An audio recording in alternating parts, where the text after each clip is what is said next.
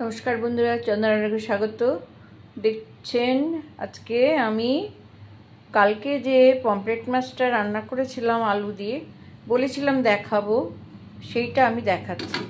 2 piece মাছ আছে, সুন্দর করে এই লবণ হলুদ দিয়ে ভালো করে মেখে,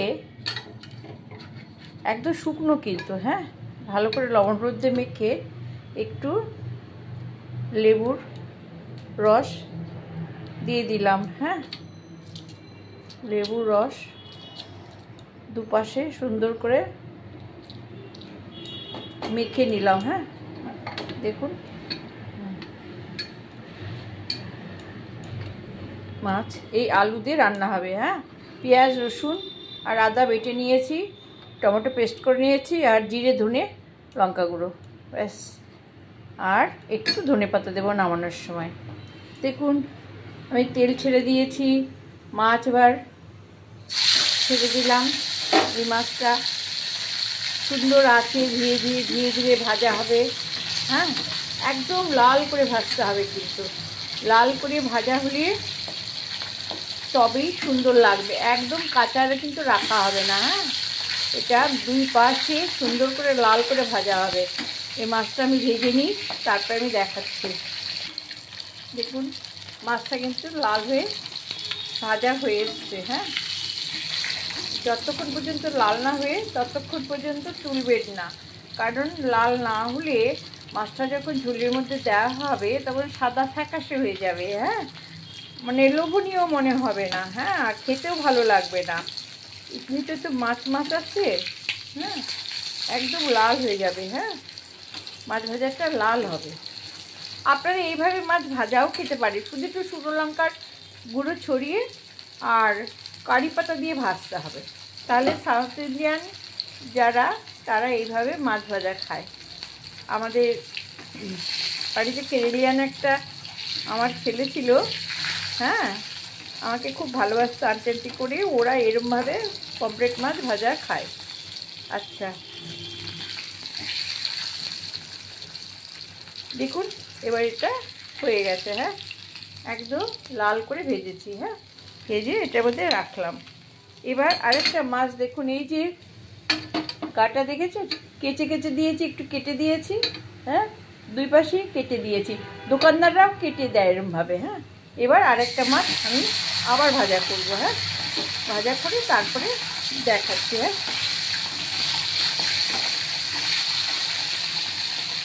হ্যাঁ, এটা হোক ভাজা, এক পাশ ভাজা হলে আর এক পাশ উল্টে দেবো।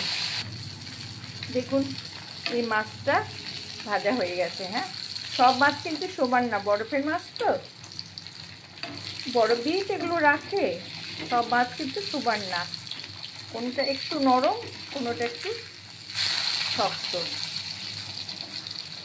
এবার আমি এই মাছটা তুলে দিলাম। আর এই যে তেলটা দেখছেন, এই তেলের মধ্যে আমি আলুগুলো ছেড়ে দিলাম। হ্যাঁ, কোনো ফোড়ন কিন্তু না।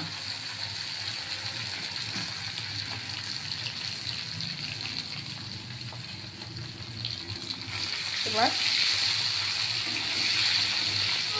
এই আলুগুলো আমি ভেজে নেব। হ্যাঁ, আমার মনে হচ্ছে একটু তেলটা বেশি হবে, সেই জন্যে আমি তেল একটু তুলে দিচ্ছি। হ্যাঁ, যদি লাগে তাহলে দেব।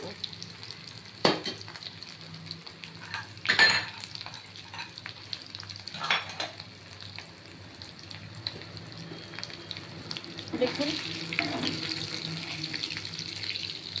আমি একটু মাছ ভাজার তেল একটু কমিয়ে দিচ্ছি, যদি লাগে তখন দেব।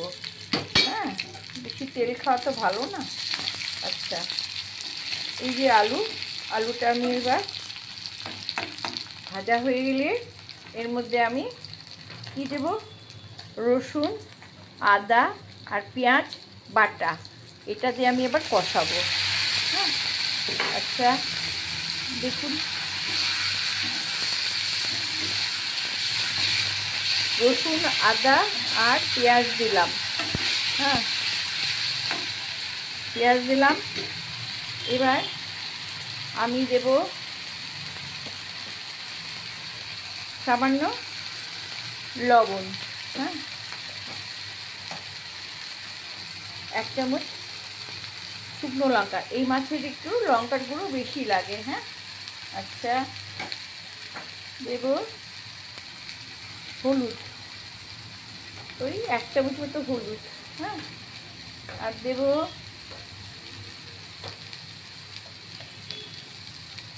এই জিরের গুঁড়ো, এই 1 চামচ। আর ধনের গুঁড়ো দেব এই 1/2 চামচ। আর একটু গোলমরিচ দেব, হ্যাঁ। ব্যাস হয়ে গেল। দেখুন, মাছের তেল বেরিয়েছিল বলে এত তেল মনে হচ্ছিল, শুকিয়ে গেছে। অতএব আমাকে এই তেলটা, যে তেলটা তুলে রেখেছিলাম সেই তেলটা আমি দিয়ে দিলাম, হ্যাঁ। কারণ পমফ্রেট রান্না করতে গেলে একটু তেল লাগে। এরকম করে মশলা দিয়ে আলু দিয়ে কষিয়ে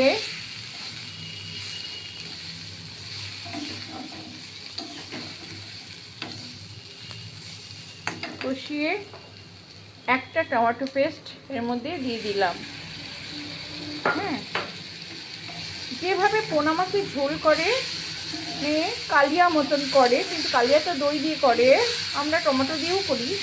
তো এটা এইভাবে দেখুন, এই যে মশলাটা কষাচ্ছি, মশলা কষালে কিন্তু এর মধ্যে কোনো তেল নাই। দেখুন, এখানে কিন্তু কোনো তেল নাই। এটা কষানো হবে একটু, হ্যাঁ।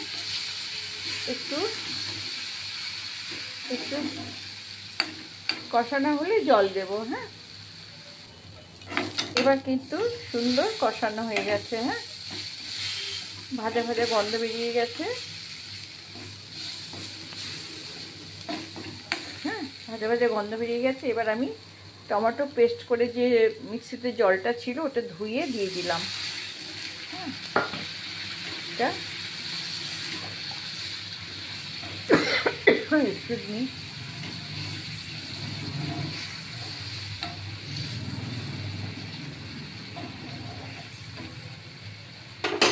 এবার আমি এই মাছটা দিয়ে দিলাম, হ্যাঁ।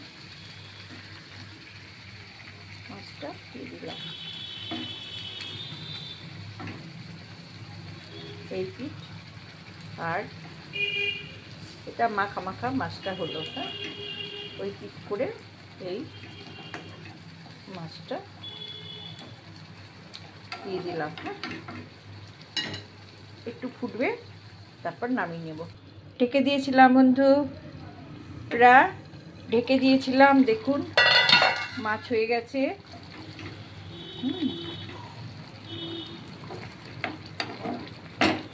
আর এই যে ধনেপাতা দিয়ে দিলাম,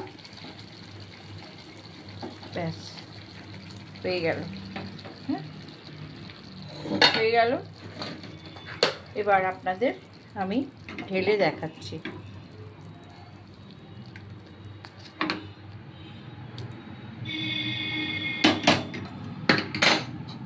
দেখুন,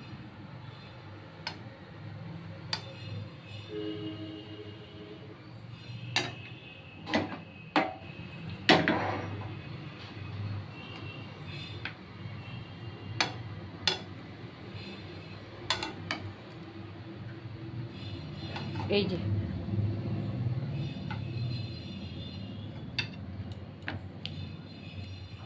গরম, হ্যাঁ, দেখছেন তো কেমন সুন্দর হয়েছে, হ্যাঁ, ভালো হয়েছে না? দেখুন, এইভাবে আপনারা পমফ্রেট মাছের রসা করে নেবে বা ঝোল এইভাবে করে নিয়ে খাবেন, হ্যাঁ।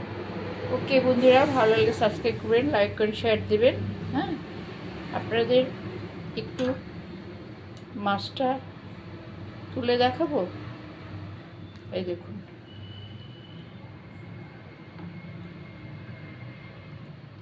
ঠিক এইভাবে কাটলে খুব ভালো লাগবে। হ্যাঁ, এইভাবে রান্না করবেন। ওকে।